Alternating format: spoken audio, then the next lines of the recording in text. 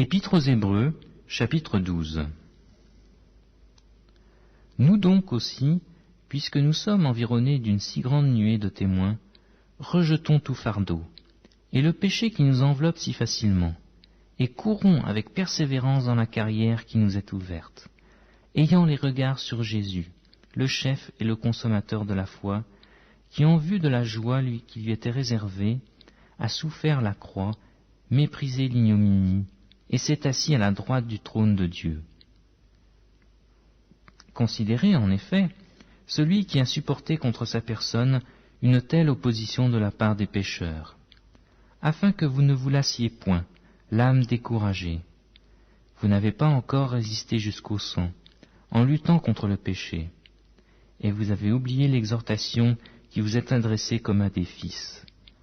Mon fils, ne méprise pas le châtiment du Seigneur, et ne perds pas courage lorsqu'il te reprend. Car le Seigneur châtie celui qu'il aime, et il frappe de la verge tous ceux qu'il reconnaît pour ses fils. Supportez le châtiment, c'est comme des fils que Dieu vous traite, car quel est le fils qu'un père ne châtie pas? Mais si vous êtes exempts du châtiment auquel tous ont part, vous êtes donc des enfants illégitimes, et non des fils. D'ailleurs, puisque nos pères selon la chair nous ont châtiés, et que nous les avons respectés, ne devons-nous pas, à bien plus forte raison, nous soumettre au Père des esprits pour avoir la vie?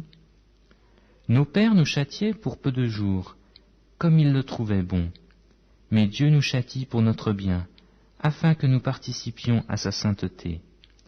Il est vrai que tout châtiment semble d'abord un sujet de tristesse, et non de joie, mais il produit plus tard, pour ceux qui ont été ainsi exercés, un fruit paisible de justice. Fortifiez donc vos mains languissantes et vos genoux affaiblis, et suivez avec vos pieds des voies droites, afin que ce qui est boiteux ne dévie pas, mais plutôt se raffermisse. Recherchez la paix avec tous, et la sanctification, sans laquelle personne ne verra le Seigneur. Veillez à ce que nul ne se prive de la grâce de Dieu, à ce qu'aucune racine d'amertume, poussant des rejetons, ne produise du trouble, et que plusieurs n'en soient infectés.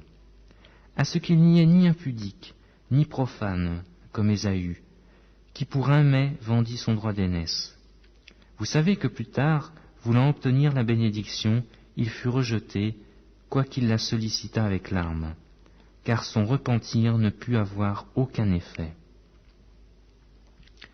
Vous ne vous êtes pas approché d'une montagne qu'on pouvait toucher et qui était embrasée par le feu, ni de la nuée, ni des ténèbres, ni de la tempête, ni du retentissement de la trompette, ni des bruits des paroles, tels que ceux qui l'entendirent demandèrent qu'il ne leur fût adressé aucune de plus, car ils ne supportaient pas cette déclaration.